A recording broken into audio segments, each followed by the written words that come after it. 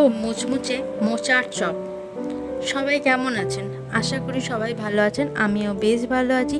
আবার আজ একটা নতুন ব্লগ ভিডিও নিয়ে আমি আপনাদের সামনে হাজির হয়েছি। তো দেখতেই পাচ্ছেন প্রথমেই মোচা কাটা আছে। তো এই মোচাটা একটু নুন হলুদ দিয়ে রেখে দেওয়া হয়েছিল কেটে। এরপর মোচাটাকে একটু প্রেসার কুকারে ভাপ দিয়ে নেওয়ার জন্য প্রেসার কুকারে দেওয়া হচ্ছে। আর অবশ্যই মোচাটা কাটার সময় নুন আর হলুদ জলে ভিজিয়ে রাখবেন, তাহলে মোচার কষটা বেরিয়ে যাবে। এরপর দুটো সিটি দিয়ে নিলেই মোচা আমাদের সিদ্ধ হয়ে যাবে। দেখতেই পাচ্ছেন মোচাটা সিদ্ধ হয়ে গেছে এবং মোচা থেকে কষটাও কিন্তু বেরিয়ে গেছে, একটা সুন্দর কালার এসে গেছে। এরপর এই সিদ্ধ করা মোচার মধ্যে আমরা প্রথমে নিয়ে নেবো কিছুটা আদা রসুন বাটা, আর নিয়ে নেবো স্বাদ অনুসারে একটু নুন, আর এর মধ্যে পরিমাণ মতো নিয়ে নেবো একটু হলুদ গুঁড়ো আর একটু কাঁচা লঙ্কা কুচি, কারণ আমাদের তো নুন ঝাল ব্যালেন্স করতেই হবে।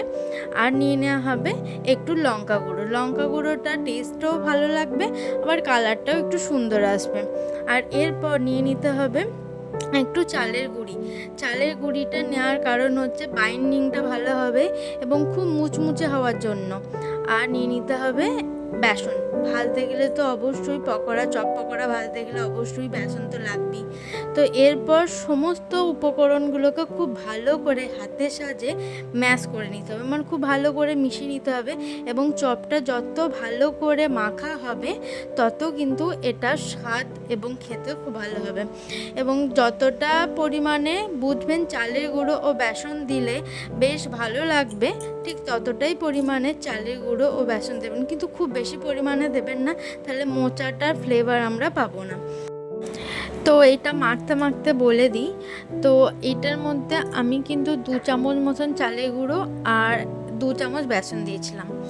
এরপর কড়াইয়ের মধ্যে তেল গরম করে নিয়ে আমরা ডুমো ডুমো করে চপের মতন একটু শেপটা গোল গোল দেওয়ার চেষ্টা করবেন, তাহলে দেখতে ভালো লাগবে। এবং এটা ভাজার পর পুরো মনে হবে চপই খাচ্ছে, মোচার চপ। তো একদম শর্টকাট সহজ পদ্ধতিতে যদি মোচার চপ খেতে হয় তাহলে এইভাবেই কিন্তু মোচার চপটা বানাতে হবে।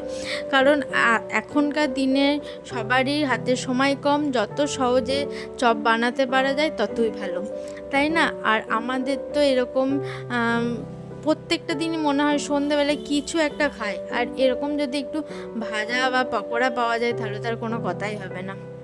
তো যাই হোক, দেখুন আমাদের একটা দিকেই কিন্তু বেশ ফ্রাই হয়ে গেছে মোচাগুলো, আর অপর দিকটা উল্টে দেওয়া হয়েছে। এবং খুব বেশি কিন্তু হাই ফ্লেমে দেবেন না গ্যাসটা, অবশ্যই চেষ্টা করবেন মাঝারি আঁচে রেখে গ্যাসে চপগুলোকে ভেজে নেওয়ার, কারণ হাই ফ্লেম দিলে ভেতরটা কাঁচা থাকবে, উপরটা ব্রাউন হয়ে যাবে।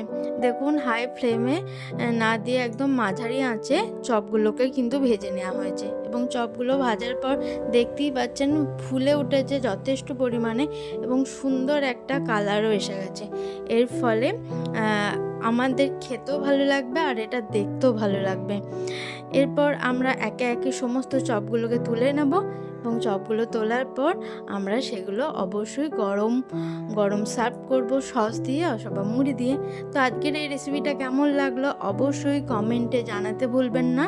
সবাই ভালো থাকবেন, সুস্থ থাকবেন। আজকের মতন নমস্কার।